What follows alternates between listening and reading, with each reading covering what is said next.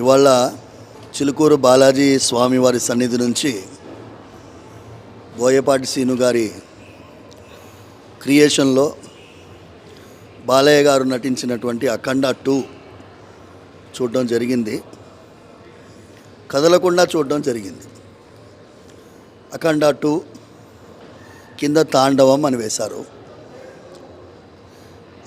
పరిత్రాణాయ సాధూనాం వినాశాయ చ దుష్కృతాం ధర్మ సంస్థాపనార్థాయ సంభవామి యుగే యుగే. ఇది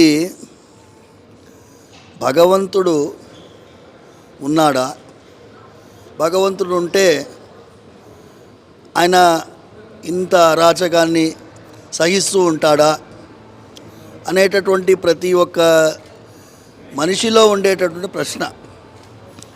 అలాంటిది ధర్మాని కోసమే ఉండేటటువంటి నేల.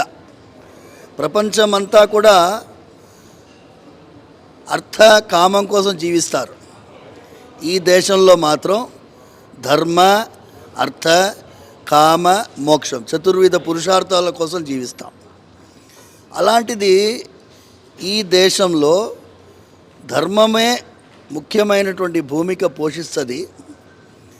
ఆ ధర్మము ఎప్పుడెప్పుడు ఇబ్బందుల్లో ఉంటుందో ఏదో ఒక రూపంలో భగవంతుడు వస్తారు, తన ధర్మాన్ని రక్షించుకుంటాడు అనే ఇతివృత్తం ఇది.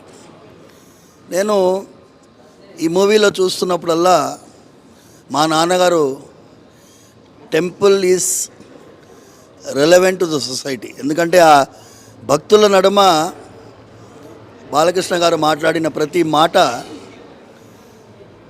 నాన్నగారు మాట్లాడినట్టుగా ఉండింది. ఆ డైలాగ్ రైటర్కి కూడా అప్రిషియేట్ చేయాలి. భగవంతుడిని కూడా మీరు ఒక కమర్షియల్గా టీచ్ చేసినప్పుడు భగవంతుడు ఎందుకు వస్తాడయ్యా అనేటటువంటి భాషలో ఉంది. చెప్పుకుంటూ పోతే గంట సేపు రివ్యూ చేయాలి. రివ్యూని కూడా మర్చిపోయి నేనేమంటున్నాను అంటే, పనికి మాలిన వాళ్ళు ఒక 5 నిమిషాలు కూడా కూర్చొని ఏమీ రాయలేనటువంటి వారు రాసే రివ్యూలు చూసి మీ మనస్సులో ఉండేటటువంటి మూవీ ఎలా ఉంటుందో ఏమో అని ఎవరో ఎందుకు చెప్పాలండి. మీరు చూసి you make your own review. That is my humble submission. నేను ప్రత్యక్షంగా వచ్చి చూశాను.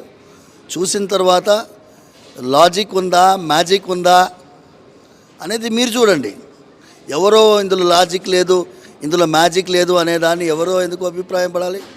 Every frame there is magic, there is logic. చిన్నపిల్లల నుంచి పెద్దవాళ్ళ వరకు ధర్మాన్ని రక్షించేటటువంటి ఒక సైన్యం ఈ దేశానికి కావాలి. కాబట్టి ఒక విజువల్ ట్రీట్గా చిన్నపిల్లల నుంచి పెద్దవాళ్ళు వచ్చి ఈ మూవీని చూడండి అని ప్రార్థిస్తున్నాను. అందరూ చూడండి. ఆబాల గోపాలం చూడగలిగినటువంటి ఇది ఎంటర్టైన్మెంట్ కాదు.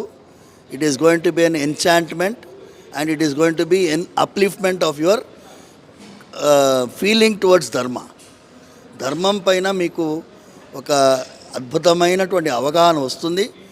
దాని మీద మనం ఈ దేశం ఆధారపడి ఉంది. కాబట్టి మనం ఈ ధర్మాన్ని రక్షించాలి అంటే భావితరాలకి మన సంస్కృతం పైన, సంప్రదాయం పైన, మన పురాణాలపైన, ఇతిహాసాలపైన ఎవరో ఒకరు విశ్లేషించేటటువంటి విమర్శించడానికి వదిలేసి మనందరం కూడా ధర్మాన్ని రక్షించాలి అదేటటువంటి భావనతో ప్రతి కుటుంబం వచ్చి ఈ మూవీ చూడాలని ప్రార్థిస్తున్నాను.